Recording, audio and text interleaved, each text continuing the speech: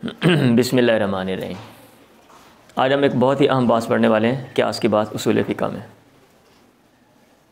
क्यास ये जो हम पढ़ते हैं, इसकी हिस्ट्री क्या है? कभी आपने सोचा है ये क्यास किधर से आया है? इस्लाम आने से पहले 800 साल पहले तकरीबन यूनानियों ने इस क्यास को इस्तेमाल किया है।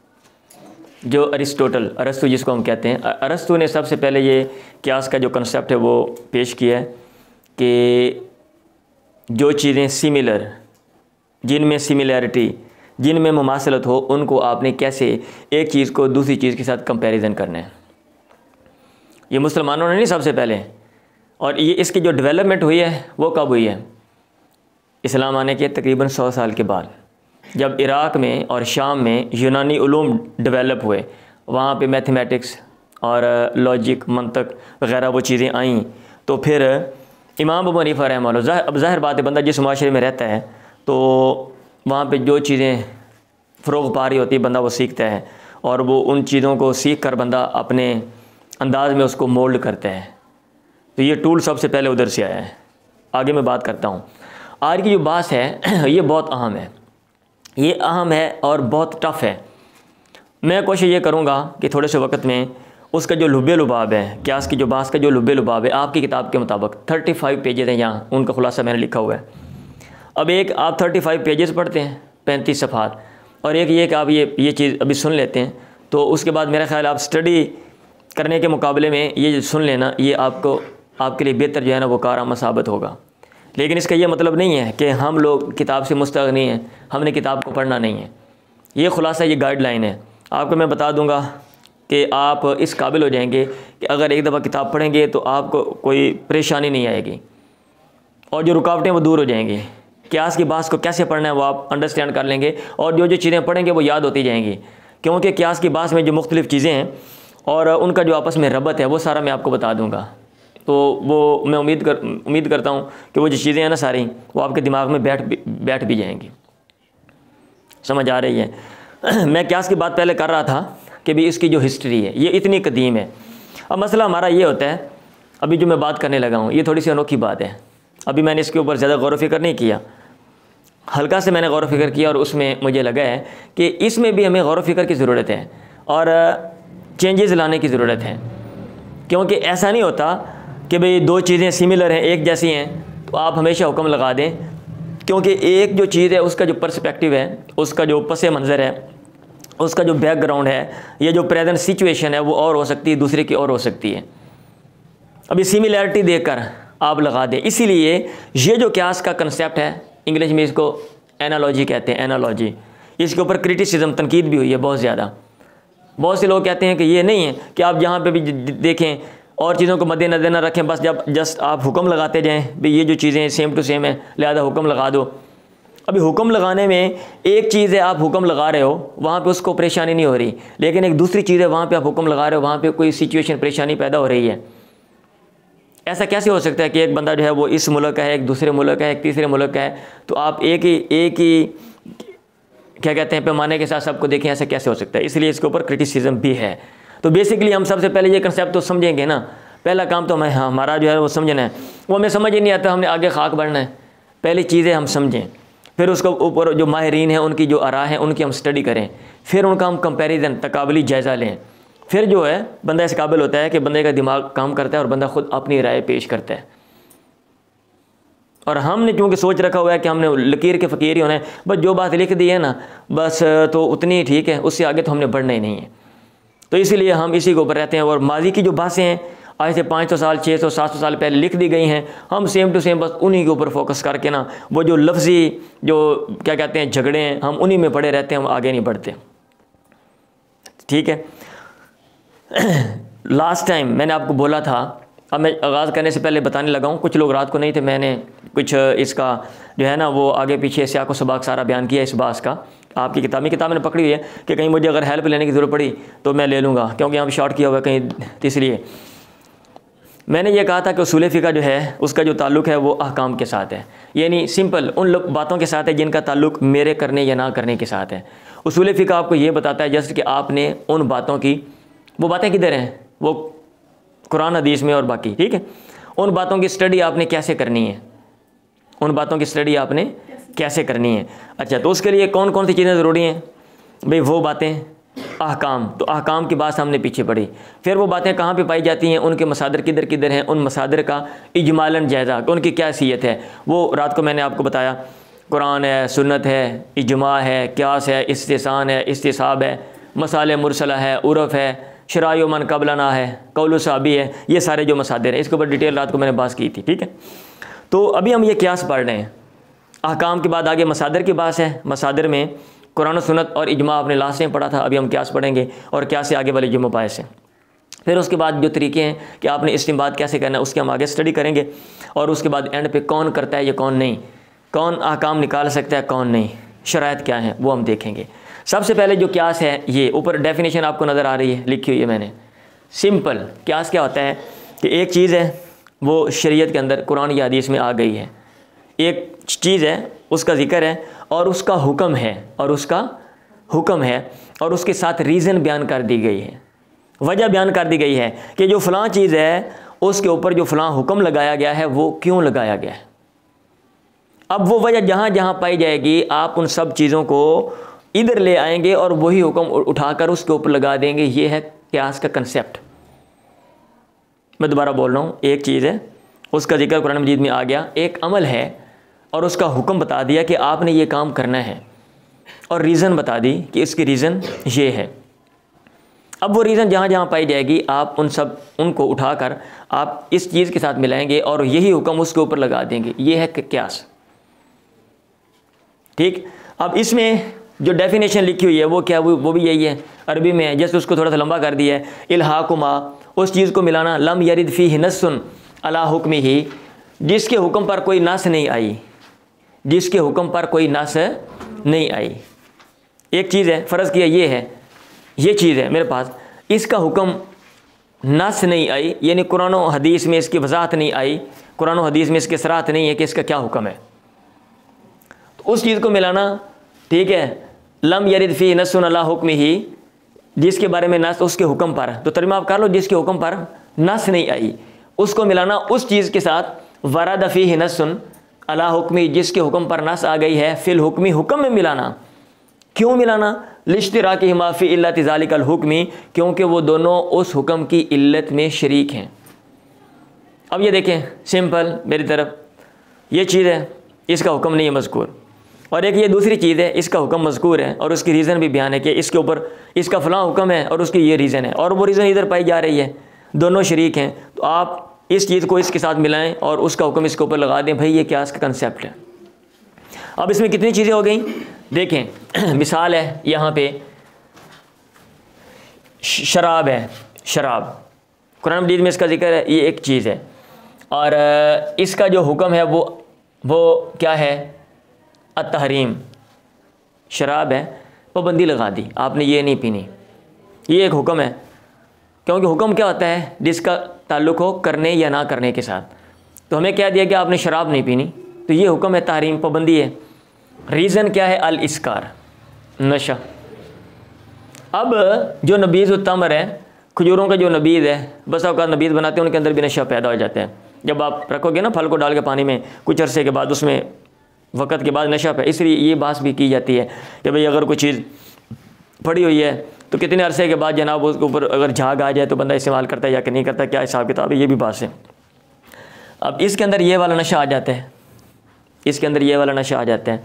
तो जब ये वाला नशा आएगा तो फिर आप यही हुक्म जो है तहरीम वाला वो इस पर लगा देंगे और आप इस चीज़ को इसके साथ जो है वो मिला देंगे। अब ये वो चीज़ है जिसका जिक्र नस में है, कुरान हदीस में है, और इसका जिक्र नहीं है। तो आपने एक चीज़ को उठाकर दूसरी चीज़ के साथ मिला दिया हुक्म में। क्यों हुक्म में मिलाया? दोनों का हुक्म आपने कहा ये है। क्यों? क्योंकि इल्लत मुश्तरका है, उसकी इल्लत इसमें पाई गई, उसकी इल्लत इसमें पाई गई। तो कितनी चीज़ें हो गई क्यास में? 1 2 3 4। एक वो चीज़ है जिसका जिक्र है कुरान मजीद में, उसको कहते हैं असल, और एक वो चीज़ है जिसको आपने बाद में दूसरे नंबर पे मिलाया उसके साथ, उसको क्या कहते हैं? फ़रा।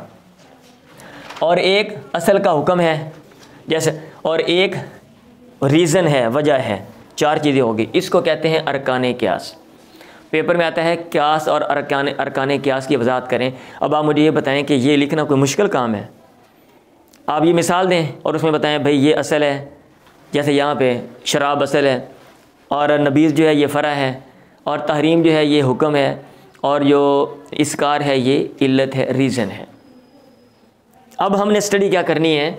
अब ये तो अरकान है, अब इनकी शराइत हम देखेंगे, इनकी हम शराइत देखेंगे कि ये जो असल का हुक्म है उसकी क्या शर्तें हैं और फ़रा की क्या शर्तें हैं और इल्लत की क्या शर्तें हैं, ये हम देखेंगे। फिर इल्लत हम फाइंड कैसे करेंगे, ढूंढेंगे कैसे? मसालिकुल इल्लत, हमने इल्लत ढूंढनी है ताकि हम वो जो हुक्म है उसके नीचे और चीज़ों को लेकर आएँ। हमने कैसे कैसे ढूंढना है इल्लत, कौन कौन से मेथड्स हैं, कौन कौन से तरीके हैं, हम उसकी बात करेंगे। फिर एक और बात है, मैंने कहा पहले मोटा मोटा बताऊँ फिर मैं आगे अभी चलता हूँ। फिर उसके बाद ये तो पता चल गया ना, अगर मैं पहले ही आपको बताता, क्योंकि ये मैंने ये नहीं बताया था इसलिए मैंने कहा पहले मैं समझा दूँ इनको कि भाई इसकी क्यास में ये फ़लाँ 3-4 चीज़ें हैं, तो इन्हीं की डिटेल आगे हमने देखनी है। फिर हुक्म और इल्लत में मुनासबत होती है, हुक्म में और इल्लत में मुनासबत होती है, ठीक है। तो ये वाली जो बात है फिर हम ये देखेंगे और फिर उसके बाद जो है क्यास की जो अक़साम है ये देखेंगे। फिर एक और चीज़ है, जहाँ पे हुक्म पाया जाता है वहाँ पे कोई ना कोई मसलहत होती है, ये जो बात है हम ये देखेंगे। फिर एक अहम जो बात है माहिरीन की, बहुत से लोग हैं वो इस टूल को लेते नहीं हैं और बहुत से लोग हैं वो बहुत से लोग इसको लेते हैं। जो लोग लेते हैं उनके दलाइल क्या है हम वो देखेंगे और जो कहते हैं हम इसको नहीं लेंगे हम उनके दलाइल जो हैं वो देखेंगे। फिर मुसन्निफ़ के मुताबिक, अब मैं इसका मुसन्निफ़ नहीं हूँ और ना ये कि मैं अपना जो है वो जजमेंट दे दूँ, फ़ैसला दे दूँ, तो मुसन्निफ़ क्या कहता है उसके मुताबिक जो मुसन्निफ़ की जजमेंट है एंड पे हम वो देखेंगे। अब आपको क्लियर है कि हमने किधर से किधर का जाना है? चलें, सबसे पहले आ जाते हैं हम शराइत की तरफ। ये जो असल का हुक्म है, हुक्मुल असली, ये वाला, ठीक है। इसकी कितनी शराइत मुसन्निफ़ ने ज़िक्र की हुई हैं? 4। पहली शर्त ये है कि वो हुक्म शरई हो और अमली हो। जहाँ पे आप क्यास कर रहे हैं भाई, जहाँ पे आप क्यास कर रहे हैं और जिस हुक्म को उठाकर आप कहीं और लेकर जा रहे हैं वो कौन सा हो? शरई हो, यानी शरई हुक्म हो, हिदायत हो, शरीयत की हिदायत हो, कोई और हिदायत ना हो। क्योंकि एक है शरीयत की हिदायत, एक है और उलूम व फ़नून में हिदायत। इल्म नाहव में हिदायत नहीं आपने पढ़ी हुई, सरफ़ में नहीं आपने पढ़ी हुई, और उलूम व फ़नून पढ़ी हुई है ना? हाँ जी। तो क्यास को आपने इस्तेमाल करना है किधर? इधर इस्तेमाल करना है, इसको कहीं और नहीं इस्तेमाल करना। जैसे है ना, कोई आपको टूल दे दिया जाए, आपको कोई मशीन दे दी जाए और आपसे ये कह दिया जाए कि आपने इसको मेन ऑफिस में इस्तेमाल करना है, अगरचे ऑफिस तो और भी हैं, अब उसका मतलब ये है कि आप उससे बाहर नहीं जा सकते हो। तो पहली शर्त ये है कि अगर आपने शरीयत का हुक्म उठाना है, ठीक है, तो वो हुक्म जो है वो शरीयत वाला हो, कोई और हुक्म ना हो जहाँ पे आप इसको इस्तेमाल कर रहे हो।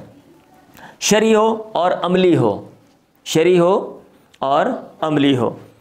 दूसरी शर्त यह है कि माकूलुल माना, जहाँ पे आप क्यास कर रहे हैं और जिस हुक्म को आपने आगे लेकर जाना है उसकी जो इल्लत है वो समझ आ रही हो, उसकी जो इल्लत है वो समझ आ रही हो। अगर आप क्यास कर रहे हैं और कोई हुक्म उठाकर किसी चीज़ का उठाकर आप किसी दूसरी चीज़ पर लगा रहे हैं और उसकी जो इल्लत है, रीज़न है, समझ नहीं आ रही, तो फिर वहाँ पे आप क्यास नहीं कर सकते। और आप उस चीज़ का जो हुक्म है, जो मेंशन है कि किसी ख़ास चीज़ का ख़ास हुक्म, आप उसको वहाँ से उठाकर कहीं और नहीं ले जा सकते। बात समझ आ गई है? माकूलुल माना, माकूलुल माना हो, ठीक है। चलें जी, लाइट बंद हो गई थी, मैंने सांस भी ले ली है, ये भी नेमत है वैसे। हाँ, ये दरमियान में थोड़ी देर के बाद गवर्नमेंट वाले ख़ुद कहते हैं कि भाई जी रेस्ट कर लो, ज़्यादा काम नहीं करना इधर। हाँ जी, ज़्यादा काम सेहत के लिए अच्छा नहीं है। हम बात कर रहे थे कि असल का जो हुक्म है उसके लिए जो शर्तें हैं, पहली शर्त ये है कि वो शरई हो और अमली हो, उसका ताल्लुक़ अमल के साथ हो। और दूसरी शर्त यह है कि माकूलुल माना, माकूलुल माना उसकी जो इल्लत है वो समझ आ सके, यानी अकल इल्लत का इदराक कर सके। अगर ऐसा हुक्म है कि उसकी इल्लत ही समझ नहीं आ रही तो भाई आप वहाँ पे क्यास कर ही नहीं सकते, क्योंकि क्यास में मेन चीज़ आपने इल्लत को देखना होता है। अगर इल्लत ही नहीं मिल रही आप क्या कैसे करेंगे बताएं। तीसरी चीज़ ये है कि इम्कान तहक्कुक फ़िल फ़री, फ़रा में इम्कान तहक्कुक इल्लत का पाया जाना, सॉरी हुक्म का पाया जाना मुमकिन हो, क्योंकि बात हुक्म की हो रही है। फ़रा में उस हुक्म का पाया जाना मुमकिन हो, ठीक है। और अगर ऐसी सूरत है कि भाई वो फ़रा में पाई नहीं जा सकती, अगर ऐसी सूरत है कि वो फ़रा में हुक्म नहीं, सॉरी इल्लत की बात है, इम्कान तहक्कुक फ़िल फ़री, फ़रा में उस इल्लत का पाया जाना मुमकिन हो। अगर ऐसी सूरत है कि इल्लत जो है, इल्लत तो आपने ढूंढ ली, इल्लत तो आपने ढूंढ ली, यानी हुक्म जो है वो शरई है, अमली है, ठीक है, इल्लत भी आपने ढूंढ ली, लेकिन वो इल्लत आगे ट्रांसफ़र नहीं हो सकती। अगर इल्लत ट्रांसफ़र नहीं होगी, आप मुझे बताएं हुक्म आप ट्रांसफ़र कैसे करेंगे। अब जैसे नमाज कसर करना, नमाज रोज़ा छोड़ना, अब इसकी एक इल्लत, नमाज कसर करने की जो इल्लत है, रोज़ा छोड़ने की तो और वजह भी हैं, लेकिन उसकी एक वजह वो क्या है, सफ़र है। नमाज बंदा कसर पढ़ सकता है, क्यों, रीज़न इल्लत, कहते हैं इल्लत सफ़र है। अच्छा, अब वो जो इल्लत सफ़र है वो कहीं और पाई जा सकती है।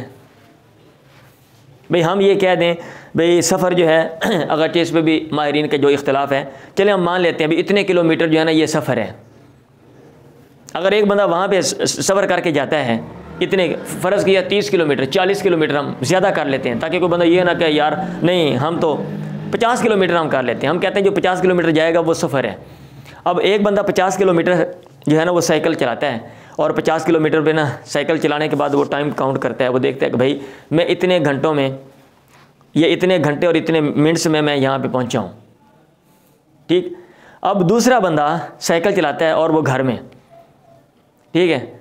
अब क्या रोज़ा छोड़ने के लिए भाई मैं ऐसा कर सकता हूँ कि भाई मैं घर में साइकिल रख के जनाब उतने घंटे साइकिल चलाऊँ, हाँ, और मैं बोलूँ भाई वो जो फासला है वो तय हो गया, लिहाजा तो मैं रोज़ा छड़ सकना, मैं नमाज भी कसर करूँगा आज मैं कर सकता हूँ?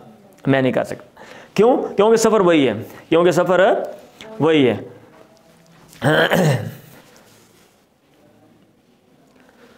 मैंने चांदी पी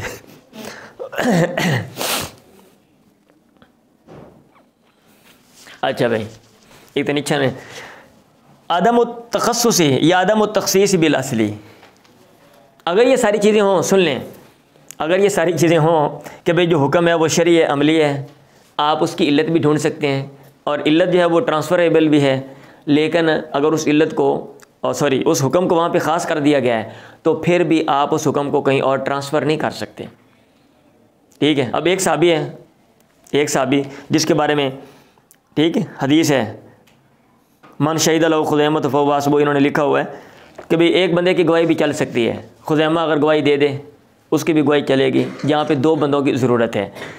अब वहाँ पे तखसीस कर दी गई है, ठीक है, वहाँ पे तखसीस कर दी गई है। अब उस हुक्म को अब क्योंकि ख़ास कर दिया गया है, मतलब दूसरे लफ्ज़ों में बांध दिया गया है, अब आप उस हुक्म को कहीं और नहीं लगा सकते।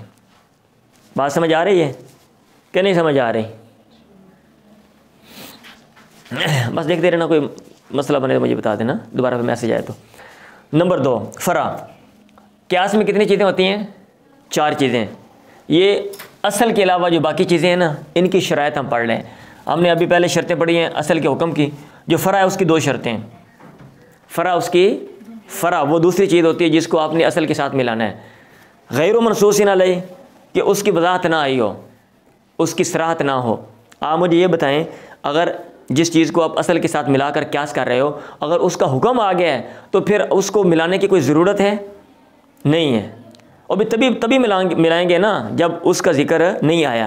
तो इसलिए वो कह दिया कि गैर मनसूसिन अलैह, कि वो गैर मनसूस अलैह हो, और इल्लतुल अस्ल मौजूदतुन फिल फ़री, असल की जो इल्लत है ना वो बेअनी ही इल्लत फ़रा में मौजूद हो, तो फिर आप फ़रा को असल के साथ मिलाएंगे, अदरवाइज़ नहीं मिलाएंगे। मोटी जी गाल है भाई इसका हुक्म आ नहीं रहा ना, अगर हुक्म आ गया है, अगर इसका हुक्म आ गया फिर तो नहीं हम मिलाएंगे। और दूसरी बात यह कि असल के साथ मिलाना है तो असल की जो इल्लत है वो इधर पाई जाएगी तो मिलाएंगे ना, अगर पाई नहीं जा रही तो फिर आप कैसे मिला सकते हैं? ठीक है। अब ये समझाने के लिए एक मिसाल मुसन्निफ़ ने दी है, मैंने कहा चले मैं आपको समझा देता हूँ।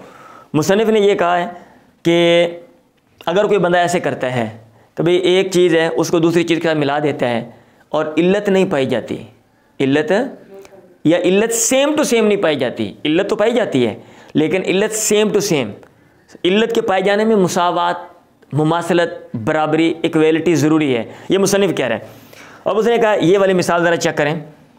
अगर कोई बंदा ऐसे करता है उसको कहेंगे क्यास माल फारिक, और वो क्यास माल फारिक दुरुस्त नहीं होता और क्यास माल फारिक काउंट नहीं होता, उसको शुमार नहीं किया जाता।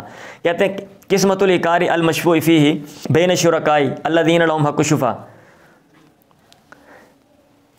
जगह को तकसीम करना है जिसमें शुफ़ा किया गया है, बैन शुरकाई, शुरका के दरमियान, अल्लज़ीना वो शुरका जिनके लिए शुफ़े का हक़ है। मैं मिसाल दे देता हूँ, ये कमरा है भाई, ये कमरा है। अब इसमें जो शराकतदार हैं, जो मालिक हैं, वो फ़र्ज़ किया मैं हूँ भाई, मिसाल वैसे दे रहा हूँ, ये ना जामिया वाले मेरे पीछे लग जाए कमरे तो माल मारी बैठा है जामिया साडा, मिसाल वैसे दे रहा हूँ भाई। हाँ जी, मैं वज़ाहत कर रहा हूँ पहले ही। इसमें मैं शरीक हूँ, मिस्टर अब्दुल्ला साहब शरीक हैं, मिस्टर उबैदुल्ला शरीक हैं, मिस्टर उमर ज़मान शरीक हैं। हाँ जी, मिस्टर बोल रहा हूँ ताकि प्रोटोकॉल मिल जाए। अब इसमें मैं बेचना चाहता हूँ, मैं बेच रहा हूँ, ये शुफ़ा कर सकते हैं या कि नहीं कर सकते? तो पढ़ा नहीं आपने, शुफ़ा शरीक कर सकता है, और बहुत से अहले इल्म के नज़दीक जो पड़ोसी है वो भी शुफ़ा कर सकता है। और जो मॉडर्न ये जो दौर है इसमें जो शुफ़े का कंसेप्ट है वो तो बहुत ब्रॉड है, वसी है, बहुत सी और शक्लें शुफ़ा उसमें किया जा सकता है और मेरा ख्याल किया जाना भी चाहिए। हाँ जी, ये जो हम लोगों ने इख्तलाफ किया ना बहुत पहले का, क्योंकि उस दौर की सिचुएशन और आजकल की बहुत डिफरेंस है, फ़र्क है। अब मैं अपना हिस्सा बेचता हूँ, ये भी शुफ़ा कर सकते हैं, ये कहते हैं मैंने शुफ़ा करना, ये हिस्सा मैंने लेना है। उबैदुल्ला साहब कहते हैं मैंने हिस्सा लेना है, उमर ज़मान के ले मैं पीछे रह गया, मैं भी हिस्सा लेना है। अब तीनों ने शुफ़ा कर दिया कंपटीशन में, तीनों एक दूसरे के मुकाबले में शुफ़ा करते हैं, मेनू दे मेनू दे मेनू, ठीक है, राइट है, तीनों कर सकते हैं। अब ये जो मेरे वाला पोर्शन है ये इनमें कैसे तकसीम किया जाएगा, डिवाइड कैसे किया जाएगा? ठीक है, तो बहुत से आले इल्म ने कहा कि भाई ये सिचुएशन ऐसे है जैसा कि जो है ना वो बंदे ने किसी से कर्ज़ा देना हो और बंदे का जो है ना वो दिवालिया निकल जाए, थोड़े से पैसे बच जाएं। अब कर्ज़े लेने वाले वो 3 लोग हैं, 1 2 3। अभी उनके कर्ज़ा लेने वाले के जो हिस्से हैं वो सेम टू सेम नहीं है। इसने 2000 रुपये लेना है, उसने 3000 रुपये लेना है और उसने 5000 रुपये लेना है, ठीक है। तो इनके हिस्सों के तनासब से जो मतलब है जो बाकी चीज़ें बची हैं वो इनको दे दी जाएंगी।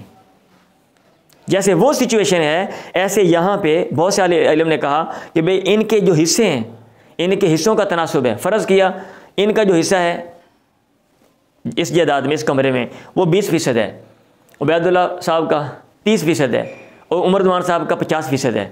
तो वो कहते हैं शुफ़ा में भी ये जो एरिया है इसका 20% इनको और 30 इनको, 40 और 50 उमर ज़मान साहब को दे दिया जाएगा। इसको उन्होंने उस सूरत के ऊपर क्यास कर दिया। मुसन्निफ़ कहता है ये क्यास माल फारिक है, अहनाफ कहते हैं नहीं, ठीक है। वो कहते हैं ये क्यास माल फारिक है। जो मैंने आपको पहले मिसाल दी आप वो मिसाल ले लें जो मैंने आपको समझाने के लिए मिसाल दी है, या फिर जो मिसाल हकीकत में जो यहाँ पे बयान की जाती है वो पैदावार की मिसाल है, पैदावार की, कि बंदा कहीं से पैदावार लेता है और उसमें जो है ना वो शरीक हैं। 3 लोग बिज़नेस कर रहे हैं, 1 2 3 इनका बिज़नेस है। इन्होंने कोई चीज़ मतलब है कोई बिज़नेस जो है ना वो किया और साल बाद प्रॉफिट आ गया, तो वो इनके हिस्सों की प्रोपोर्शन, शेयर की प्रोपोर्शन, हिस्सों के तनासब के लिहाज से वो जो है ना वो इनका जो फ़ायदा वो इनमें डिवाइड किया जाएगा। ऐसे ही ना मोटी सी बात है, भाई इसने 5000 दिया हुआ है, उसने 50,000 दिया हुआ और उसने 1 लाख। अब ऐसा तो नहीं हो सकता भी सबको इक्वल दे दो, ठीक है।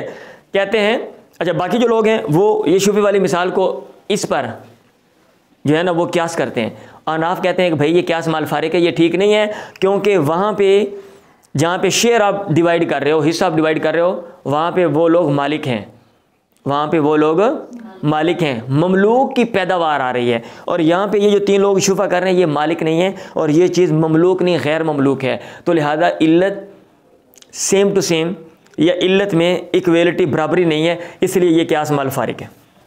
अब आपको बात समझ आ गई है? हाँ जी। तो इल्लत में 2 शर्तें हैं, और सॉरी फ़रा में 2 शर्तें हैं कि उसकी वजाहत ना हो, उसकी वजाहत ना हो और जो असल की इल्लत है वो फ़रा में पाई जाए। ठीक हो गया। इल्लत जो है, इल्लत के हवाले से जो शराइत हैं वो ये हैं कि अल वस्फ़ ज़ाहिर, आप जिस चीज़ को इल्लत बना रहे हो वो ऐसा वसफ़ हो ज़ाहिर हो, ऐसा वसफ़ हो ज़ाहिर हो कि हवास से उसका इदराक, इधर हवास से उसका इदराक किया जा सके। या फिर इसने एक और ताबीर की हुई है, मैं यहाँ पे इबारत पढ़ देता हूँ। इन्होंने ये कहा हुआ है कि इन्होंने ये कहा हुआ है, हाँ, वमाना ज़ुहूरी अन्नहु युमकिनु अत-तहक्कुकु मिन वजूदी फ़िल असली व फ़िल फ़री, यानी असल और फ़रा में उसका पाया जाना मुमकिन हो, असल और फ़रा में उसका पाया जाना मुमकिन हो। आप जिस चीज़ को इल्लत बना रहे हैं, अल वस्फ़ु ज़ाहिर हो, वो ज़ाहिरी वसफ़ हो। ज़ाहिरी वसफ़ का क्या मतलब है कि असल में और फ़रा में उसका पाया जाना मुमकिन हो। लेकिन मेरा ख्याल से बेहतर ये कह देता कि वही हवास के ज़रिए उसका इदराक कर सकें, हवास के ज़रिए उसका आप इदराक कर सके। आगे से तो हल्का सा इशारा दिया है, लेकिन बेहतर वैसे ये था कि पहले वो ये कह देता अल वस्फ़ु ज़ाहिर का मतलब ये है कि आप चेक कर सकें किसी तरीके से कि भाई वसफ़ जो है असल का वो फ़रा में पाया जा रहा है या कि नहीं पाया जा रहा है। जैसे वो नशा है, अभी नशा बंदा चेक कर लेता है ना, भाई इसका जो नशा है, आप शराब में कह रहे हो कि भाई नशा इल्लत है, अब नशा किसी और चीज़ में है या कि नहीं, बंदा चेक कर सकता है, हवास से उसका इदराक मुमकिन है, तो लिहाजा इल्लत जो है वो अल वस्फ़ु ज़ाहिर होनी चाहिए। पहली शर्त। अल वस्फ़ु अल मुनज़बितु अल मुहद्ददु, ऐसा वसफ़ होना चाहिए जिसको आप इल्लत बना रहे हैं, जिसको आप ज़ब्त कर सकें और उसकी हदबंदी कर सकें। जैसे मेरी तरफ सोना नहीं, जिनको नींद है उठ के वो खड़े हो जाएं, चक्कर लगाएं, कोई मसला नहीं, हाँ जी, लेकिन वो सुस्ती वाली कैफियत नहीं, आपने ऐसे हैत बना के बैठें ताकि नींद आ जाए। ऐसा वसफ़ हो अल मुनज़बितु अल मुहद्ददु, आप उसको ज़ब्त कर सकें और उसकी हदबंदी कर सकें। कैसे? जैसे सफ़र है, अभी सफ़र की हदबंदी हम कर सकते हैं या नहीं कर सकते? हाँ, इल्लत आप मशक्क़त को नहीं, क्योंकि मशक्क़त की हदबंदी कैसे करेंगे? भाई एक काम है वो मेरे लिए मुश्किल है, अब्दुल्ला भाई के लिए आसान है, एक काम इनके लिए आसान है, इनके लिए मुश्किल है, मेरे लिए आसान है। ठीक, अब मशक्क़त हमें कैसे पता चलेगा अभी मशक्क़त हो रही है? आप कह रहे हैं कोई मसला नहीं कर लो, मैं कहता हूँ ये मेरे लिए मुश्किल है, मैं नहीं कर सकता, तो यहाँ पे मतलब जो मशक्क़त है उसको आप ज़ब्त नहीं कर सकते। तो अल वस्फ़ु अल मुनज़बितु अल मुहद्दद। अब आगे मैंने ब्रैकेट में लिखा हुआ है कि इल्लत मतलब ऐसा वसफ़ हो कि ला यख्तलिफ़ु बिख्तिलाफ़िल अशख़ासी, अशख़ास के बदलने से वो चीज़ मुख्तलिफ ना हो, अशख़ास के बदलने से वो चीज़ मुख्तलिफ ना हो। अब मशक्क़त जैसे मैंने आपको बता दिया, अब मेरे लिहाज से मशक्क़त ठीक और हिसाब किताब है, इनके लिहाज से मशक्क़त और है। अब एक वज़न उठाना, अभी हर बंदे के लिहाज से भारी वज़न क्या है, हर बंदे का अलग अलग हिसाब है। अब एक बंदा 20 किलो उठा लेता है, एक बंदा 30, एक बंदा 40, एक बंदा 2 मन, एक बंदा 10 भी नहीं उठा सकता, एक बंदा अपने आप को भी नहीं उठा सकता। अब समझ आइए?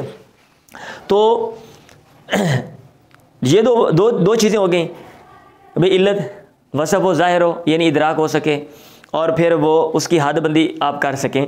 फिर ऐसा वसफ़ हो जो हुक्म से मुनासबत रखता हो, हुक्म से मुनासबत रखता हो। आप जिस चीज़ को, ओ भाई आप जिस चीज़ को इल्लत बना रहे हैं उसकी कोई ना कोई मुनासबत भी तो होनी चाहिए, उसकी कोई ना कोई मुनासबत होनी चाहिए। और कैसे पता चलेगा? तो हुक्म की कोई ना कोई हिकमत होती है। इसलिए ये मैंने इधर ये जो है ना ये एरो खींचा हुआ है इधर को, कि ये बात उसने ज़िमन में की, मैं आपको ये भी समझा देता हूँ और फिर आगे वो भी, ठीक है। अल फ़र्क़ु बैनल इल्लति वल, वैसे बेसिकली यहाँ पे जो है ना वो हिकमत लिखना चाहिए था, मसलत लिख दिया, हिकमत बेहतर है कि इल्लत और हिकमत क्या होती है। तो भाई ये जो वसफ़ है जिसको आप इल्लत बना रहे हैं, जिसको आप इल्लत बना रहे हैं उसकी हुक्म से मुनासबत हो, और हमें कैसे पता चलेगा कि भाई इसकी हुक्म से मुनासबत है?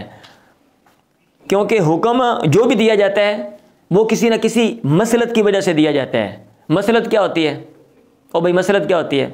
फ़ायदा लेना और नुकसान से बचना, फ़ायदा और नुकसान से बचना, जल्बुल मनफ़ा व दफ़्उज़ ज़रर, जल्बुल मनफ़ा व दफ़्उज़ ज़रर।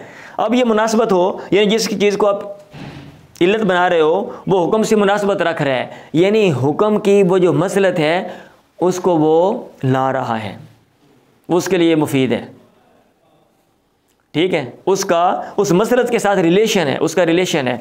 तो इस तरह का होना चाहिए, ऐसा वसफ़ होना चाहिए। अल-वस्फ़ अल-मुताद्दी, फिर वो ऐसा वसफ़ हो जो तजावुज़ कर सके।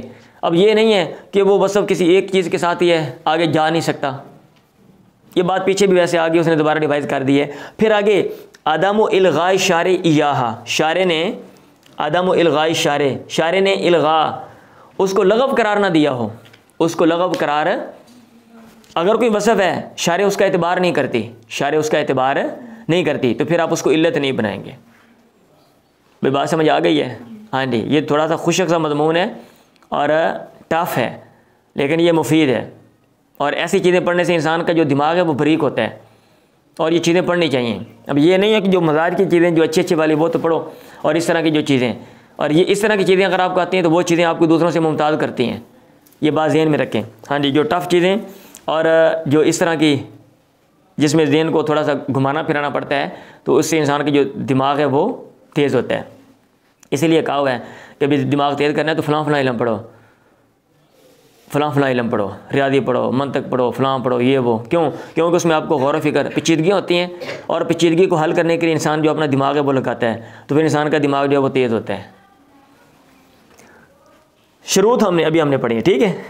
तो इसकी 4 शर्तें, इसकी 2 शर्तें, और इसकी कितनी है? 1 2 3 4 5, लें जी, 4 2 और 5, ठीक हो गया। अब यहाँ पे जो बात की है कि अल मुनासबत बैन अल हुक्म वल इल्लती, मैंने कहा मुनासबत होनी चाहिए। पहले मेरा ख्याल है मैं आपको वो बता देता हूँ जो मैंने ज़िमन में बात की है, तो फिर मैं इधर आ जाऊँगा। मैं वो ये है, मैंने ये कहा कि मसलत की जगह पर वैसे ना बेहतर हिकमत लगा लें, और इधर भी आप हिकमत लगा लें कि इल्लत और हिकमत में फ़र्क। अभी मैंने ज़िमन में बात की, मैंने कहा अभी जो भी हुक्म होता है वहाँ पे इल्लत पाई जाती है, और हुक्म की कोई ना कोई जो है ना वो क्या कहते हैं, मसलत होती है। हुक्म की कोई ना कोई मसलत होती है, और मसलत का दूसरा नाम हिकमत है। मसलत का दूसरा नाम क्या है? हिकमत। तो पहले ये वाली जो है ना ये समझ लें। मुसन्निफ लिखता है कि अल अहकाम शरिया, जो अभी बात मैंने पहले की है, ये वही बात लिखी हुई है। जो शरिया अहकाम है माशूरियत अबसन, ये फजूल नहीं जारी किए गए, बनाए गए।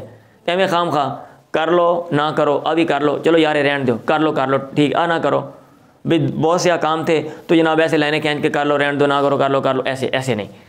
इन्नमा शरियत लिमसलातिल इबादी, इनको जारी किया गया, बनाया गया बंदों की मसलत के लिए, फ़िल आजिली वल आजिली, जल्दी और देर से। यानी बहुत सी जो चीज़ें हैं ना आपको फ़ायदा बहुत देर के बाद समझ आता है, और बहुत सी चीज़ों का फ़ायदा जल्दी समझ आ जाता है।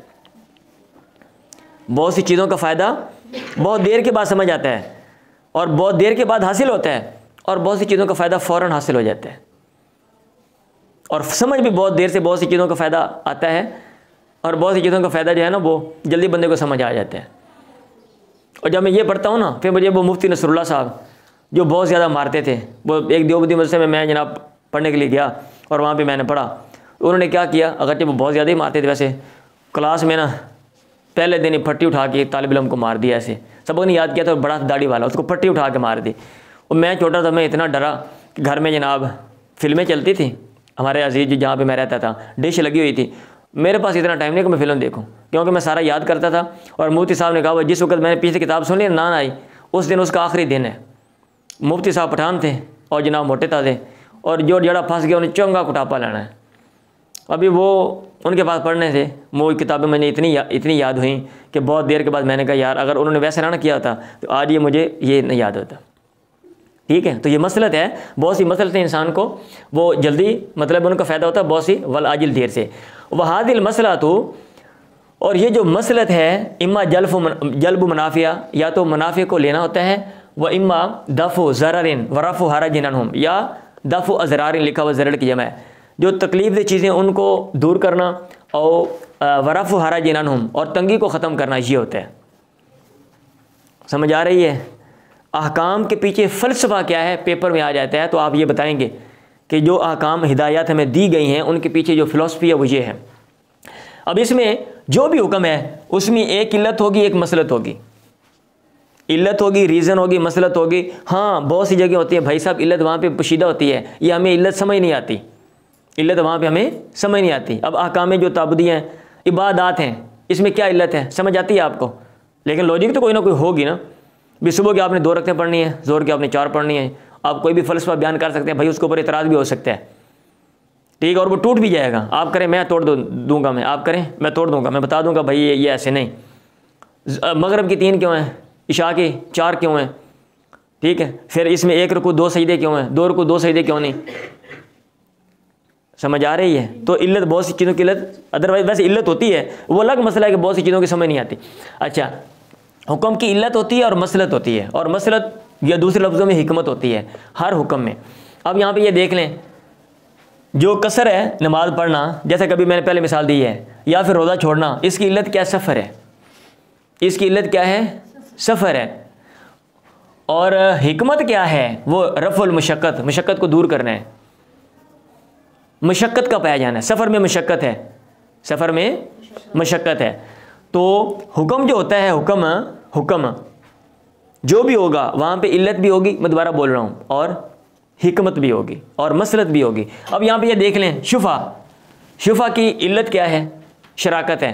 भाई ये लोग शुफ़ा कर सकते हैं सारे, अभी मैंने मिसाल दी थी, क्यों? क्योंकि भाई मेरे साथ शरीक हैं, शराकत है। और हिकमत क्या है? रफ़ ज़रर को दूर करना। अब आप मुझे ये बताएं, अगर इनके पास हक़ शुबा ना हो, मैं अपना ये टुकड़ा बेच के चला जाऊँ, कोई और आ जाए, वो इधर आके दीवार खड़ी कर ले, इतने से ये डिवाइड हो जाएगी, तंग हो जाएगी, ये लोग परेशान होंगे, वो भी परेशान होगा, ना ये टुकड़ा उसके काम का ना इसके काम का। जैसे हमें तो बहुत से लोग होते हैं, बुग़्ज़ और इनाद होता है, खाम जानबूझ के टांगे अड़ाते हैं या नहीं अड़ाते? तो ये मसला खड़ा हो जाना था, और इंसान की जो पर्सनल लाइफ है जनाब, वो डिस्टर्ब हो जानी थी। इसको साइलेंट कर लें इसको, ठीक है। अब यहाँ पे ये देख लें, इंतकाल मलकियतिल मबी, ये हुक्म है। मबी की मलकियत का मुंतकिल होना इल्लत इजाबो कबूल है। मैंने कहा, मैंने आपको चीज़ दे दी, आपने कहा ले ली, तो मलकियत ट्रांसफ़र हो गई। और हिकमत क्या है? हिकमत है वजूदुल हाजती, हाजत का पाया जाना। भी हो सकता है मुझे किसी और चीज़ की ज़रूरत हो, अब ये नहीं है कि मेरे घर में ये चीज़ मुझे अब्बे से ट्रांसफ़र हुई है, अब मेरे पास ही रहेगी, ये आगे जा ही नहीं सकती। हो सकता है जो उसके पास चीज़ हो उसकी मुझे ज़रूरत हो, और जो मेरे पास चीज़ है मुझे उसको इसकी ज़रूरत हो। तो वजूदुल हाजती, हाजत का पाया जाना, तो ये हिकमत है। इसलिए जो अहकाम होते हैं, मैं ज़िम्न में मैं बता रहा हूँ, ये उसने सारी बात की हुई है। अब ये तो बात समझ आ गई कि जो भी हुक्म होगा इल्लत होती है और हिकमत होती है, इल्लत होती है, हिकमत होती है। अहकाम को जोड़ा जाता है इल्लतों के साथ, ना कि हिकमतों के साथ। अहकाम को जोड़ा जाता है इल्लतों के साथ, ना कि हिकमतों के साथ। क्यों? और भाई ये बात की हुई है, ये पेपर में क्वेश्चन आ जाता है, अहकाम का ताल्लुक़ किसके साथ है? इल्लत के साथ है या कि हिकमत के साथ है? और क्यों भाई, क्यों? क्योंकि इल्लत जो है, यहाँ पे आपने अभी भी चीज़ें पढ़ ली हैं, आप ज़ाहिरी वसफ़ है, आप उसका इदराक कर सकते हो, और उसको आप हदबंदी जो है वो आप कर सकते हो, ठीक है, उसको आप डिफ़ाइन कर सकते हो, आप बाउंड्री वगैरह लगा सकते हो इल्लत में। लेकिन जो हिकमत है, बहुत सी जगहों पे हिकमतें पोशीदा होती हैं, समझ नहीं आती हैं। बहुत सी जगहों में हिकमतें पोशीदा होती हैं, समझ नहीं आती हैं। तो इसलिए हुक्म को किसके साथ जोड़ा गया है? हुक्म को इल्लत के साथ जोड़ा गया है, हुक्म को हिकमत के साथ नहीं जोड़ा गया। ये बात समझ आ गई है? अभी मैं इधर चलता हूँ, मेरे ख्याल बाहर क्लास आ गई, उनको बोलें कि आप ठहर के मैं आपको बुला लेंगे, यहाँ शोर नहीं करना, जाएँ ज़रा, उनको बोल के हैं। ये शोर आ रहा है, ये आ रहे हैं वो। अच्छा जी, अब हम आ जाते हैं जो है ना हमारी ये वाली जो बात है। अच्छा, इधर से क्योंकि वो मैंने साथ एरो लगाया हुआ था, मैं उधर दाएं बाएं निकल गया आपको बताने के लिए, बल्कि ये वाली पढ़ो फिर मैं आपको ये बताता हूँ। अच्छा, यहाँ पे हमने बात की थी कि भाई आप जिस चीज़ को इल्लत बना रहे हो उसका हुक्म के साथ कोई ना कोई जो है ना वो रिलेशन होना चाहिए, उसका कोई ना कोई मुनासिबत, कोई ना कोई ताल्लुक़ होना चाहिए। अच्छा, तो इस लिहाज से जब हम देखते हैं ना, तो माहिरीन ने यहाँ पे कितनी किस्में बनाई हैं? 4 किस्में बनाई हैं, यहाँ पे 4 किस्में बनाई हैं। अब बैठे मैं करता हूँ बात, ठीक है। कितनी किस्में बनाई हैं? 4 किस्में बनाई हैं। हाँ जी, हम बात कर रहे थे, वो मैं कैमरा ज़रा चेक कर लो ना ज़रा, इसलिए स्टॉप किया बात ये कर रहे थे कि यहाँ पे हमने बात की है कि आप जिस चीज़ को इल्लत बनाते हो उसकी मुनासिबत हुक्म के साथ होनी चाहिए। तो इस चीज़ को जब देखते हैं तो माहिरीन ने क्या किया हुआ है? 4 किस्में बनाई हुई हैं। यानी ऐसा वसफ़ शरीयत ने जिसका एतबार किया है, जिसको शरीयत ने ख़ुद इल्लत क्या दी है, ठीक है। क्योंकि जो मुनासिबत होती है ना, जो रिलेशन होता है, ये देखें। अच्छा, अब क्योंकि ये अजीब सी बात लगी कि मैं आपको पहले बात समझा देता हूँ, क्योंकि रिलेशन पॉजिटिव भी होता है, नेगेटिव भी होता है, ठीक है। फ्रेंडली रिलेशन भी होता है, दोस्ताना ताल्लुक, और दुश्मनाना भी होता है, ठीक है। तो इसलिए जब हमने कहा ना अल-वस्फ़ अल-मुनासिब लिल-हुक्म, ऐसा वसफ़ उसके हुक्म से मुनासिबत होनी चाहिए, तो मुनासिबत भाई किस तरह की, पॉजिटिव नेगेटिव। तो इस चीज़ को मद्देनजर रखते हुए, क्योंकि अगर आप ये बात नहीं समझेंगे तो आपको ये चीज़ें नहीं समझ आएंगी, भाई मुनासिबत की बात करके ये क्या कर रहे हैं। तो उसमें पहली किस्म अल-मुनासिब अल-मुअस्सिर, अल-मुनासिब अल-मुअस्सिर, यानी ऐसा वसफ़ शरीयत ने खुद उसका एतबार किया, उसको इल्लत बना दी है। जैसे यसअलूनका अनिल महीद कुल हुवा अज़न फ़ातज़िलुन निसा फ़िल महीद, ठीक है। कुल हुवा अज़न फ़ातज़िलुन निसा फ़िल महीद, बात समझ आ रही है? ओ भाई समझ आई है? हाँ जी, शरीयत ने खुद क्या दिया, ये वसफ़ इल्लत है, तो इसको कहते हैं अल-वस्फ़, सॉरी अल-मुनासिब अल-मुअस्सिर या अल-मुअस्सिर, अल-मुनासिब अल-मुअस्सिर, मुअस्सिर नहीं, अल-मुनासिब अल-मुलाइम। ये वो वसफ़ होता है, गौर तलब बात है कि शरीयत ने उसको वहाँ पे इल्लत नहीं बनाया, शरीयत ने उसको वहाँ पे इल्लत नहीं बनाया, लेकिन क्या होता है, उसी चीज़ को उस जैसे हुक्म के लिए कहीं और इल्लत बनाया हुआ है, ठीक है। ये मिसाल समझिए, आपको बात समझ आ जाएगी। अल-विलायतु लिल अबी, बाप के लिए विलायत है, अला तज़वीजिल बिनती अल बिक्र अस-सगीरा, छोटी बच्ची जो है वो कुंवारी है, उसका वो निकाह कर सकता है बाप, विलायत है। क्यों? इल्लत, रीज़न, सिगर किधर लिखा हुआ है, दिखाओ, कहीं भी नहीं लिखा हुआ भाई, कहीं भी नहीं लिखा हुआ, ठीक है। तो आप इल्लत क्यों बना रहे हो भाई, इधर नहीं लिखा हुआ। लेकिन ये जो हुक्म है अल विलायतु लिल अबी अला तज़वीजी, कि वो बंदा कर विलायत है, एक और जगह पे विलायत है, यतीम के माल पर विलायत है, वहाँ पे मेंशन है कि वब्तलुल यतामा हत्ता इज़ा बलगू, ठीक है, वब्तलुल यतामा हत्ता इज़ा बलगू निकाह। कैसे है वो आयत, यतीमों को आजमाओ यहाँ तक, हत्ता सॉरी इज़ा बलगू रुश्दा, जब वो रुशद को पहुँच जाएँ, जब वो बड़े हो जाएँ तो फिर उनको उनका माल दे दो, तो वहाँ पे विलायत है, और छोटा होने की वजह से विलायत दी गई है। बात समझ आ रही है? तो ये मैं दोबारा बोल रहा हूँ, अल-मुनासिब अल-मुलाइम का मतलब ये होता है कि जो आप इल्लत बना रहे हो, जो आप इल्लत बयान कर रहे हो, उस हुक्म की शरीयत ने वहाँ पे वो नहीं, उसको इल्लत नहीं बनाया, बल्कि उस जैसे और हुक्म के लिए उसको इल्लत बनाया हुआ है। तो हमने ये चीज़ देखते हुए हमने कहा कि इसकी मुनासिबत है, ये इतनी मुनासिबत देखते हुए और हमने उसको उसका इल्लत बना दिया। अच्छा, कभी ऐसे होता है, कभी ऐसे होता है, यहाँ पे तो था ना कि उस जैसे हुक्म के लिए, ये वाला, ये देखें अल विलायतु लिल अबी, अब अल विलायतु अलल माली लिल यतीमी, यतीम बच्चे के माल पर विलायत है, और यहाँ पे ये जो इल्लत है ये बयान की गई है। ये मैंने आपको मिसाल समझा दी है। और कभी उल्टा होता है, कभी क्या होता है, उल्टा होता है। कभी उल्टा ऐसे होता है कि भाई इल्लत जैसी इल्लत को इल्लत बनाया जाता है, इल्लत जैसी इल्लत को इल्लत बना लिया जाता है। भाई समझ लें, आप छोड़ें, उधर ना देखें, इधर देखें, छोड़ें। अब ये देखें, फिल यौमिल मतीरी, बारिश वाले दिन में आप कहते हैं जम जम जम सलात, आप नमाज जमा कर सकते हो। इल्लत अल यौमुल मतीर, बारिश वाला दिन है। भाई किधर है, किधर लिखा हुआ है भाई, ये नहीं लिखा हुआ। क्यों? क्योंकि बारिश वाले दिन में तंगी होती है, और तंगी वाली एक और जगह जो सफ़र है, शरीयत ने वहाँ सफ़र का एतबार करके इल्लत बनाया, तो लिहाजा इल्लत जैसी चीज़ को इल्लत बनाया है, तो लिहाजा हम भी यहाँ इल्लत बनाते हैं। ऐसे इल्लत को, ऐसे वसफ़ को कहते हैं अल-मुनासिब अल-मुलाइम। अब आपको बात समझ आ रही है? और कभी ऐसे वसफ़ होते हैं अल-मुनासिब अल-मुलगा, शरीयत उसको लगव करार दे दी, एतबार नहीं करती, अगरचे वो भी वसफ़ है, शरीयत वाज़ेह तौर पे क्या देती है, और शरीयत की हिदायत वाज़ेह तौर पे क्या देते हैं, इसका एतबार नहीं, उसको कहते हैं अल-मुनासिब अल-मुलगा। जैसे इश्तिराकुल इब्नी माल बिनती फिल बनुवती, औलाद होने में, ये देखें बेटा बेटी दोनों शरीक हैं या कि नहीं हैं, और मैं भी औलाद में से हूँ, मेरी बहन भी औलाद में से है। अब औलाद होने में दोनों शरीक हैं, तो लिहाजा हुक्म एक जैसा, दोनों को मिरास बराबर बराबर मिलेगी, नहीं मिलती, एक को ज़्यादा और एक को कम। तो इस वसफ़ को, औलाद में शराकत को शरीयत ने एतबार नहीं किया। इसको कहते हैं ऐसा वसफ़ जिसको लगव करार दे दिया है, इसको कहते हैं अल-मुनासिब अल-मुलगा, अल-मुनासिब अल-मुरसल। अच्छा, बहुत से वसफ़ हैं, शरीयत ने यहाँ पे क्या किया था, यहाँ पे शरीयत ने एतबार किया था, यहाँ पे इस वसफ़ को लगव करार दे दिया। ये तो हमने मुनासिबत देकर जोड़ दिया ना, मतलब है कि उसका उस देख कर भी इसकी किसके साथ मुमासलत है तो हमने जोड़ दिया। यहाँ पे वसफ़ को शरीयत ने एतबार किया, यहाँ पे नहीं किया। और बहुत से ऐसे वसफ़ में शरीयत वहाँ पे ना ये बताती है कि एतबार करती हूँ मैं, और ना ये बताती है कि नहीं एतबार करती हूँ। उसको कहते हैं अल-मुनासिब अल-मुरसल, अल-मुनासिब अल-मुरसल। और वहाँ पे मसाले मुरसला की बात आती है, और ये तफसीलन जो चैप्टर है हम आगे चल के इंशाअल्लाह अज़ीज़ हम मसाले मुरसला की बात हम पढ़ने वाले हैं। बात समझ आ गई? तो ये वाला पोर्शन क्लियर है भाई, ये वाला पोर्शन क्लियर, ठीक है। तो अब हम चलते हैं, वो भी बता दिया मैंने आपको, ये भी बता दिया, ये भी बता दिया। अच्छा, अक़साम हम एंड पे उसको हम देखेंगे और दलाइल भी हम एंड पे देखेंगे, ये वाला। अब अगला जो बड़ा क्वेश्चन है, जो बिग क्वेश्चन बड़ा, वो ये है कि हमने इल्लत को फाइंड कैसे करना है, कैसे ढूंढ रहे हैं, हमें कैसे पता चलेगा भाई ये इल्लत है।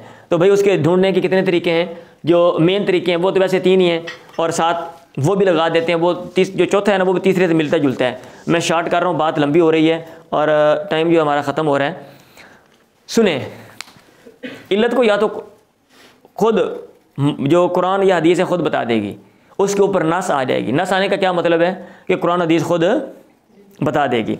तो या तो इल्लत को ढूंढने का ये तरीका है, और अमूमन उसमें इस तरह के अल्फाज आ जाते हैं, कोई हुक्म आता है उसमें कह दिया जाता है लिकई ला, ताकि लि अजले, क्योंकि कज़ा, लि अजली कज़ा, फ़लाँ चीज़ की वजह से, कई ला मिन अजली कज़ा, इस तरह के अल्फाज आ जाते हैं। मज़हब में जहाँ पे हिदायत आती हैं बहुत सी जगहों पे आगे वजह बयान कर दी जाती है, भाई ये रीज़न है। तो या तो इल्लत का नस से पता चलता है, और या फिर इजमा से पता चलता है। सारे स्कॉलर ये कह देते हैं मजमूई तौर पे, या अक्सरियत ये कहती है इसमें ये रीज़न है, इसमें ये रीज़न है। तो जैसे ये है तक़दीमुल अख़ी अलल अख़ी लिल अबी, ठीक है, को बाप की तरफ से जो भाई है, सगे भाई को उस पर मुकद्दम रखा जाएगा इल्म मिरास में। एक बंदा फौत होता है, वो 2 वारिस छोड़ता है, एक सगा भाई है और एक बाप की तरफ से भाई है, तो सगे भाई को मुकद्दम है, सगे भाई को दे दिया जाएगा, बाप की तरफ से भाई को नहीं मिलेगा। क्यों? इम्तिज़ाजुन नसबैन फिल अख़ी, भाई में 2 नसब शरीक हैं, डबल रिश्ता है। और इजमा ने, स्कॉलर कह लें, स्कॉलर जो हैं वो कह रहे हैं, उन्होंने कहा है, इसलिए हम इसको ले लेते हैं। अस्सब्र व तक़सीम, सब्र का क्या माना होता है? सब्र, सब्र यसब्रु सब्रन, आज़माना, ये इसका ख्याल रखना, ये मैसेज कोई ना है इसका। सब्र का माना क्या होता है? आजमाइश करना। तकसीम का माना क्या होता है? बांटना, साइड पे करना, अज्जा करना। एक चीज़ मुश्तरका है, कहते बांट दो, क्या करो, हिस्सा निकाल के साइड पे कर दो भाई। तो सब्र और तकसीम ये इल्लत को ढूंढने का ये मेथड है। अभी एक चीज़ है, ये देखिए मेरी तरफ देखें, आसान आपको बात समझ आ जाएगी। एक चीज़ है, इसके 5 वसफ़ हैं।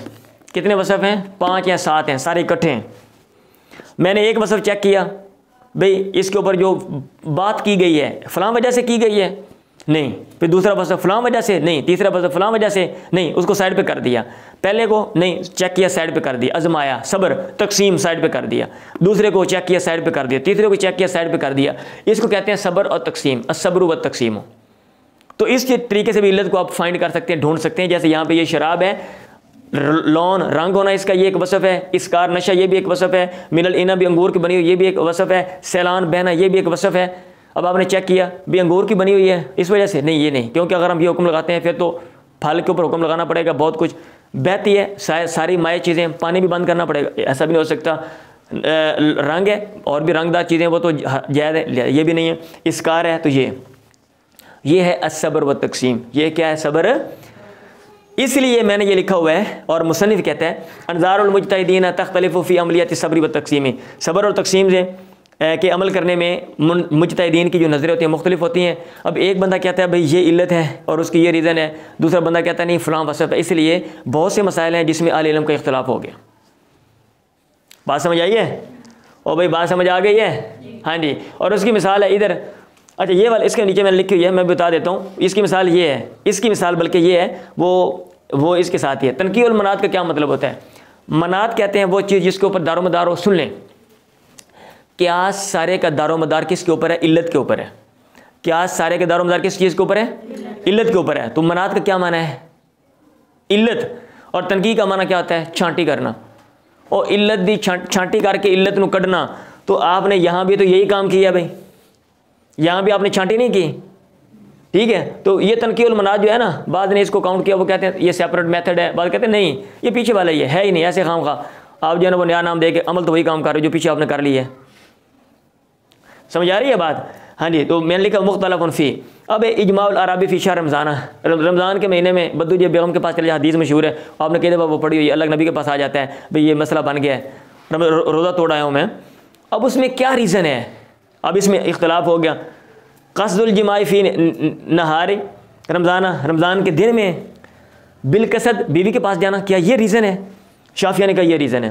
हनफिया ने कहा नहीं, इंतहा को हुर्मत रमज़ान आमदान, रमज़ान की बेहुरमती करना जानबूझ के ये रीज़न है। अभी बात समझ आ रही है? हाँ जी। सब्र और तकसीम जहाँ पे होता है वहाँ पे मुज्तहिदीन की नज़रें मुख्तलिफ होती हैं, इसलिए फिर ये वाला जो मसला था उसमें रीज़न क्या है, शाफिया ने कहा ये, हनफिया ने कहा ये। हदीस में आता है तहरीम मुबादलत बादिल सनाफ़ी बिजनसिया, क्या कहते हैं मुतफाजिलन, कैसे मुतफाजिलन लिख दिया, वाह भाई क्या कमाल की अरबी है, मुतफाजिलन। चंद चीज़ें हैं जब आप उनका तबादला करते हो जिनस का जिनस के साथ, तो वहाँ पे कमी बेशी जायज़ नहीं। पढ़ा नहीं आपने? और पढ़ा नहीं है, खजूर का खजूर से, फलां का फलां से, हाँ गंदम का गंदम से, जौ का जौ से, नमक का नमक से, सोने का सोने से, चांदी का चांदी, नहीं पढ़ा आपने? पढ़ा है ना। अब उसमें रीज़न क्या है, वहाँ पे आलिल मुख्तलिफ हैं, एक बंदा कहता है ये रीज़न है, दूसरा कहता है ये रीज़न है, तीसरा कहता है ये रीज़न है, एक ग्रुप कहता है कोई रीज़न नहीं है, चलो जो कोई रीज़न नहीं है, रोड़ा पाया थे। बात समझ आइए, तफसीलन पढ़ लें आप, ये हदीस पढ़ें, इसके ऊपर जो शुरुआत है उसको माहिरीन क्या लिखते हैं पढ़ें आप उनको जाके। और भी बात समझ आ गई क्या नहीं समझ आ रही? लो जी एंड पे तखरीजुल मुनात, आप भी कहेंगे गल लंबी की थी आंदा है भाई, मेरा नहीं मसला, उन्हें तो 35 सफ़े ने उनका खुलासा है और ये टफ सबक है, मतलब है ये एक्सप्लेनेबल है, इसकी वजाहत की ज़रूरत है, मैं नहीं करूँगा तो फिर कन्फ्यूजन रह जाएगी। तखरीजुल मनात और तहकीकुल मनात, ये एंड पे इस्तिलाह मैंने लिखी हुई है, ये भी आता है किताबों में। तखरीज का माना होता है निकालना, मनात इल्लत, तहकीक का माना होता है साबित करना। तखरीजुल मनात का मतलब ये है कि ये जो पीछे आपने तरीके पढ़े हैं ना, इनकी मदद से इल्लत को निकालना है आपने, और तहकीक साबित करना, वो इल्लत को साबित करो जहाँ जहाँ पाई जा रही वहाँ पर वो हुक्म लगाओ, ये है तखरीजुल मनात और तहकीकुल मनात का कंसेप्ट। अब डेफिनेशन आ जाती है भाई, आप इनके डेफिनेशन बंदा लिख सकता है। सब्र तकसीम का क्या मतलब है, तनकीउल मनात का क्या मतलब है, छांटी करना, इल्लत को, इसको इल्लत निकालना ही क्या है, इल्लत की छांटी करना, यानी इल्लत के साथ और भी औसाफ हैं, चेक करके बाकी वस्मों को साइड पे करके इल्लत को निकाल लो। ये तनकीउल मनात का माना भी वही है जो ये है। और ये वाला जो है वो अगर आ जाता है तो वो इनकी मदद से आपने इल्लत को निकालना और आगे साबित करना है। तखरीजुल मनात और तहकीकुल मनात, समझ आ रही? जहाँ तक अक़साम की बात है क्यास की, तो 3 किस्में, क्यास औला, अल मुसावी और अल अदना। औला का मतलब ये होता है कि क्यास की जो इल्लत है ओ भाई फ़रा में ज़्यादा पाई जा रही है, असल की जो इल्लत है फ़रा में ज़्यादा पाई जा रही है, तो जो असल का जो हुक्म है फ़रा में बदरजा औला लगना चाहिए, बदरजा औला। माँ बाप को उफ़ ना कहो, इल्लत ईज़ा तकलीफ़ है, तो भी मारना माँ बाप को ठीक है, बंदा के अल्लाह ने तो कहा मैं कुट सकता, मैं कुट्टी आंदा भी क्यों, अल्लाह ने कहा उफ़ ना कहो, अल्लाह ने ये तो नहीं कहा मारो ना, ओ भाई उफ़ ना कहो, क्यों ना कहो, तकलीफ़ की वजह से, तो कुटने नाल चौकी तकलीफ़ होती है, ऑफ करने से थोड़ी सी होती है, कुटने से ज़्यादा होती है, तो इल्लत इसमें ज़्यादा है, अकवा है, तो लिहाजा यहाँ पे हुक्म दर्जा वाला लगेगा। ये क्या से वाला है? मुसावी का मतलब ये होता है इल्लत सेम टू सेम बराबर बराबर पाई जा रही है, जल्दी जल्दी मैं बोल रहा हूँ टाइम शॉर्ट है, दोनों में बराबर बराबर पाई जा रही है, तो फिर इसको कहते हैं क्या से मुसावी। जैसे तारीम अक्ल माल यतीम जुल्मन, यतीम के माल खाना हराम है ज़्यादती करते हुए, ठीक है, क्यों? क्योंकि आप जो है ना वो यतीम के माल पर अल-इत्दा ज़्यादती कर रहे हो, अल-इत्दा अला माल यतीम, आप ज़्यादती कर रहे हो, माल उसका तलब कर रहे हो। अच्छा, अब बंदा जो एक यतीम के माल को आग लगा दे तो ठीक है, बंदा का कुरान भी में तो नहीं कहा, अल्लाह ने कहा खाओ नहीं, मैं आग लाई आना वहाँ, तो इधर भी अल-इत्दा वाला माल यतीम है, आप माल को तलब कर रहे हो, सेम टू सेम है, तो लिहाजा ये क्यास मुसावी होता है।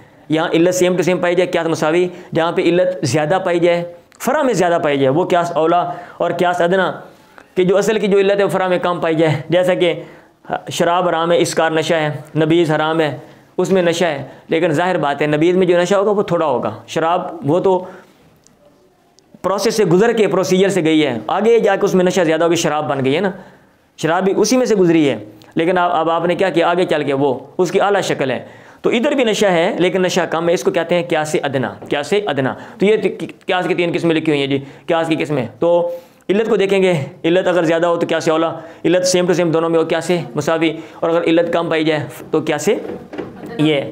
भाई ये बाहर वालों को पूछें क्या मसला है, इनको पूछें ज़रा। चलें जी, आखिरी बात है, ये तो इंटरफेयर जो है ना बार बार कोई ना कोई आता जाता है, तो इसलिए फिर मुझे स्टॉप करना पड़ता है। आखिरी जो बात है वो ये है कि क्यास हुज्जत भी है या कि नहीं है। सिर खपा खपा के मार गए हैं, हाँ, तो सिर खपा खपा के मार गए भाई, क्यास हुज्जत भी है या कि नहीं है। अभी मैंने कहा ना आजकल भी इसके ऊपर मॉडर्न क्रिटिसिज्म भी है। ये तो है ना जो कदीम स्कॉलर है उनका, कदीम जो स्कॉलर हैं। अच्छा, अब इसमें अलकाइलूना बिल क्यास, आप ये चूँकि मैं ऐसी सारी चीज़ें हम स्टडी करते हैं और हमको करना पड़ता है और ये चीज़ें याद करना पड़ेंगी क्योंकि आपने पेपर देना है। पेपर में जो नज़रियात हैं वो लिखना पड़ते हैं, दलाइल भी लिखना पड़ते हैं, ठीक है। कुछ लोग क्यास के कायल हैं और कुछ क्यास को नहीं मानते। जो कायल हैं वो कहते, वो ये दलाइल देते हैं, कहते हैं फ़ातबिरू या उलिल अबसार, पहली दलील, ए अक्लों वालों इबरत हासिल करो। इबरत कैसे हासिल की जाती है? नसीहत हासिल करो। इबरत का माना नसीहत होता है, तर्जुमा चेक करो आप, इबरत का माना क्या नसीहत है। तो नसीहत कैसे कि भाई जैसे देख लो उन्होंने फ़लाँ काम किया तो उनको ऐसे, उनके साथ ऐसे हुआ है, तुम्हारे साथ भी ऐसे होगा। तो सेम टू सेम सिचुएशन आपके साथ हो सकती है। तो ये क्यासी है, ये क्यासी है। यानी अगर आप गलत काम करोगे तो जैसे उन्होंने गलत काम किया सबब बना, तो लिहाजा आपको भी सबब बनेगा, वही चीज़ आपके ऊपर आएगी। ये क्यासी है। ये कहते हैं हदीस मुबाद की हदीस है, उसमें हज़रत मुबाद कहते हैं किताब व सुन्नत पे अमल करूँगा और इतिहाद करूँगा। और क्यास जो है वो इतिहाद की एक शक्ल है। क्यास इतिहाद की एक शक्ल है, एक काइंड है, एक किस्म है, एक टाइप है, ठीक है। वो ये दलील देते हैं। शॉर्ट कर रहा हूँ, आप अपनी किताब इसकी स्टडी कर लेना भाई। किस्सा तो इमराती मिन खसम, खसम लिखा हुआ है, चंगी अरबी लिखी ने, मैंने कहा लिख दो जल्दी से, और जनाब अरबी दमी कबाड़ा कर देते हैं। चेक करने में उस्ताद अरबी भी नहीं आती है, चंगा उस्ताद रखे ने। किस्सा तो इमराती मिन खसम फिल हज में औरत का किस्सा पेश आ गया। कहा ना मेरे वालिदैन को, मेरे बाप है ये बूढ़ा या माँ बूढ़ी, बाप है ना शायद मेरा ख्याल है, और आता नहीं है इन्ना भी शेखुन कबीरन या शेखन कबीरन, इस तरह के लफ्ज़ आते हैं। हाँ, तो क्या हज है, आपने क्या क्या कर्ज़ देना है, कर्ज़ दोगे, हाँ अल्लाह कर्ज़ ज़्यादा, तो ये क्यास ही है कि कर्ज़ को कर्ज़ पर आप क्यास कर रहे हो, इंसान के कर्ज़ के ऊपर अल्लाह के कर्ज़ को, वो कहते हैं ये क्यास है। क़िस्सतुल अरबी फ़ी विलादती अल ग़ुलामिल अस्वद, काला मुंडा पैदा हो गया, भाई मैं तो चिट्टा हुआ, मुंडा काला कितों आ गया। तो आपने कहा वो ऊँट हैं आपके पास, कहते हैं हाँ, किस तरह के, इस तरह के, उन्होंने कहा फ़लाँ इस तरह के भी, हाँ एक बच्चा है क्या, उन्होंने कहा वो कितों आ गया, क्या कोई दादा पड़दादा होना होगा, तेरा दादा पड़ काला हो सकता है, ज़रूरत नहीं तू चिट्टा है तो मुंडा भी कोई चिट्टा होएगा, और कोई और रीज़न भी हो सकती है। तो ये वो कहते हैं ये क्यास है। इब्न अब्बास का कौल है आसिबु कुल्ल शैइन बिमंज़िलति तामी, हर चीज़ को मैं ताम की तरह समझता हूँ, हर चीज़ को मैं ताम की तरह समझता हूँ। कहाँ पे? ये इधर है वो, ये वाली जो चीज़ें, ये गंदम में, बल्कि सॉरी ये इधर नहीं है, वो कब्ज़े में लेने से पहले जो है ना वो चीज़ ना बेचो। गंदम में कहा गया गंदम को कब्ज़े में लेने से पहले आप ना बेचो। वो कहते हैं हर चीज़ को मैं ताम की तरह समझता हूँ, मतलब ये कब्ज़े में लेने से पहले नहीं बेचना चाहिए। तो उन्होंने क्यास किया है, उन्होंने बाकी चीज़ों को ताम के ऊपर क्यास किया है, वो ये दलील देते हैं। इदखालुल औली अला इदखालिन नक्सी अलल गुरमाई, ठीक है। अब औल को दाखिल करना, जो क्या कहते हैं गुरमा, कर्ज़ खाएँ उनके नक्स पर दाखिल करना। कर्ज़े लेने और भाई कर्ज़ा लेना है, ठीक है, तो देने वाले के पास पूरे पैसे नहीं हैं, तो क्या होगा, जितने पैसे हैं, फ़र्ज़ किया मैंने कर्ज़ा देना आप लोगों का 10,000 रुपया, मेरे पास 5,000 है, और आप किसी ने मुझसे 2,000 लेना है, किसी ने 3,000 लेना है, किसी ने 5 लेना है, किसी ने 2 लेना है, तो आपके हिस्सों के तनासब से नक्स दाखिल होगा, नक्स दाखिल होगा। कहते जैसे यहाँ ये नक्स दाखिल कर रहे हो ना, ऑल वाला नक्स भी ऐसे ही है, ऑल वाला नक्स भी ऐसे ही है। मरने वाले में प्रॉपर्टी छोड़ी है और प्रॉपर्टी पूरी नहीं डिवाइड हो सकती, तो लिहाजा इनके कम करके, हिस्सों के तनासब से कम करके दे दो। ये क्यास है, ये क्यास है, ये क्यास किया गया है।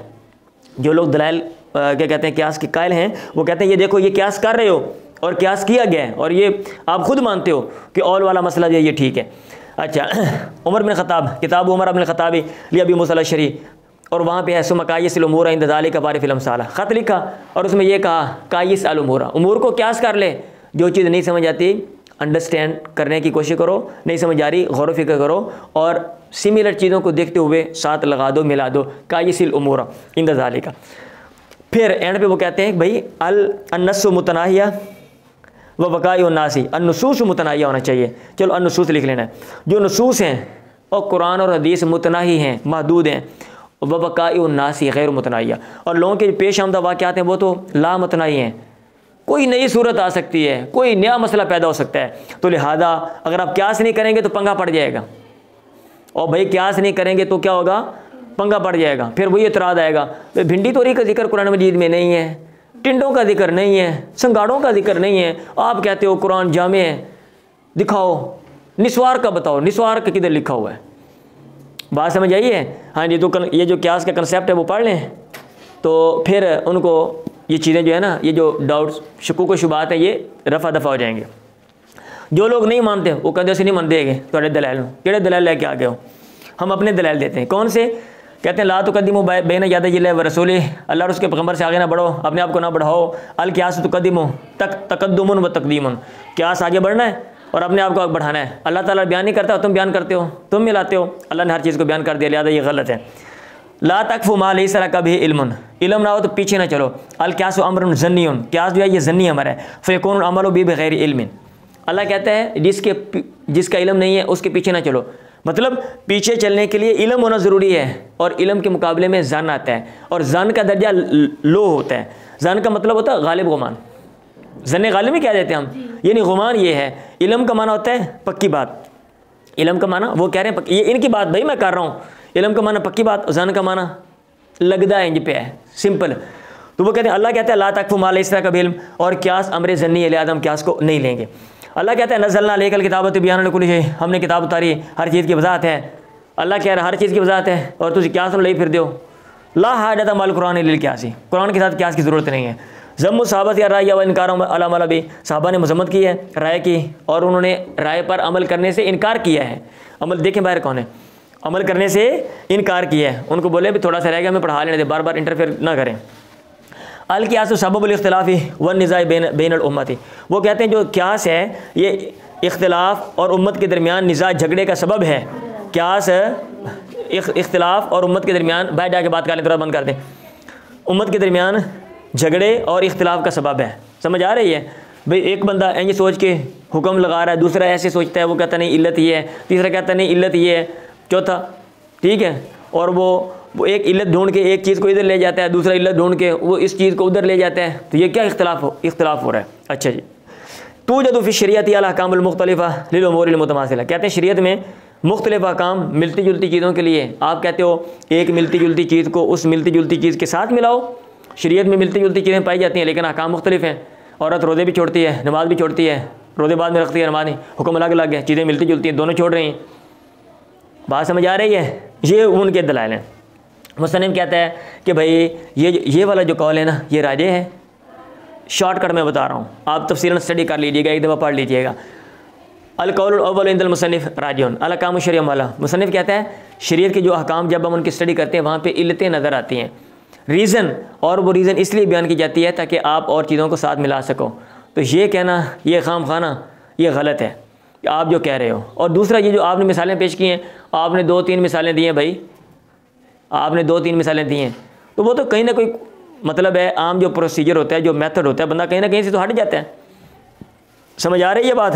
हाँ जी। तो इसलिए अल कुरान शाहिदुन अला सियाती कानूनी तसावी बैन अल मुतमासिलैन व तफरीक बैन अल मुख्तलिफैन, दो मुतमासिल को मिलाना और मुख्तलिफ को अलग करना, सेपरेट करना, कुरान इसका शाहिद है और उसने मिसालें दी हैं, और अमूमन ऐसे किया हुआ है। और शाज़ो नादर ऐसे, बहुत शाज़ो नादर ऐसे किया है कि जो दो चीज़ें मुतमासिल थी उनको सेपरेट कर दिया, अलग कर दिया, और दो चीज़ें अलग अलग थी उनको इकट्ठा कर दिया।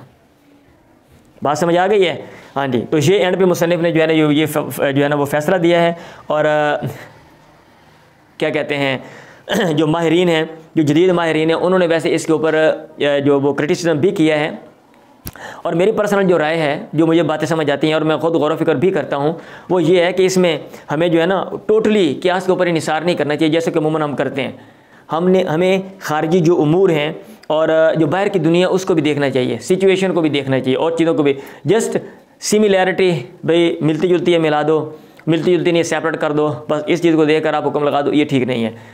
बात समझ आ रही?